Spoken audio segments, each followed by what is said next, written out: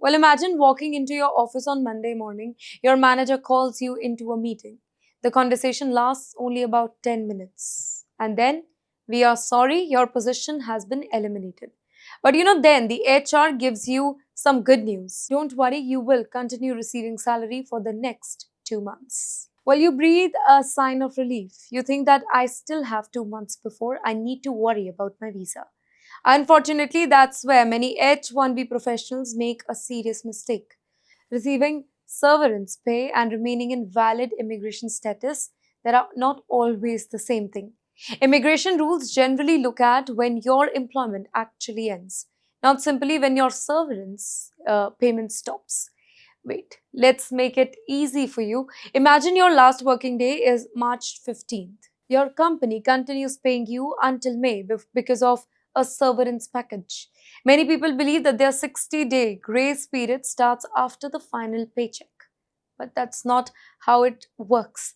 The countdown is linked to the end of your employment relationship, not the severance payments alone. Now imagine waiting until the last salary arrives before beginning your job research. But then, valuable time, it may already be gone. And you know what? That's why immigration expert, they always say that don't wait. The moment you receive a termination notice, understand your exact last days of employment in writing and start the planning immediately. There is another important detail here. Some companies place employees on paid administrative leave under specific legal arrangement before their official termination date. In those situations, the timeline can be different. And that's why reading your separate letter carefully, it is extremely important for you. And there is also legal option that is available during the grace period, depending on your circumstances, such as changing employers through eligible H-1B transfer rule, or in some cases, applying for another immigration status to remain lawfully in the US while continuing your job search. Well, here the biggest mistake, it is not getting laid off. The biggest mistake is understanding the rules after the layoff. Ladies and gentlemen, let's be honest here. Sometimes one missed deadline can undo years of your hard work. Now let's move from immigration to another problem that quietly affects thousands of successful Indian professionals every year. Paying tax twice on the same income. That's right. Well, the question, are you paying tax twice without even realizing it? Can you imagine? You are a software engineer in California. You own an apartment in Bengaluru. You receive rent every single month. You also earn interest from an NRO account, and maybe you invest in Indian shares years ago. Now comes the biggest question. Should you pay the tax in India or America or both? Here, many NRIs, they don't really know the answer here, and because of that confusion, they either pay much more tax than it is necessary or unknowingly make mistakes that later create legal problems for them.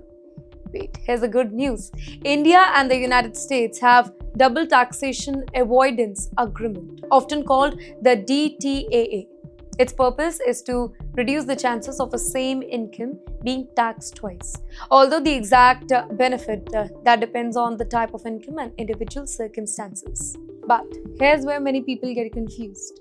Just because an NRE account enjoys certain tax benefits in India, it does not automatically mean that income receives the same treatment in the United States. US tax residents, they generally have to report worldwide income under the US tax rule. Now imagine paying tax in India on rental income, and later when filing your US return, you may be eligible but be able to claim a foreign tax credit so that you're not taxed twice on the same income. But these claims require proper documentation and accurate filing. And there's another point many professionals miss. If you plan to return to India in near future while holding the US investments like RSUs, stock options or retirement accounts, the tax rule can change again after your residential status changes.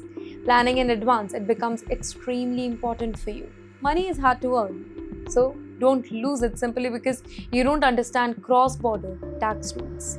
A little planning today, it can save lakhs of rupees tomorrow.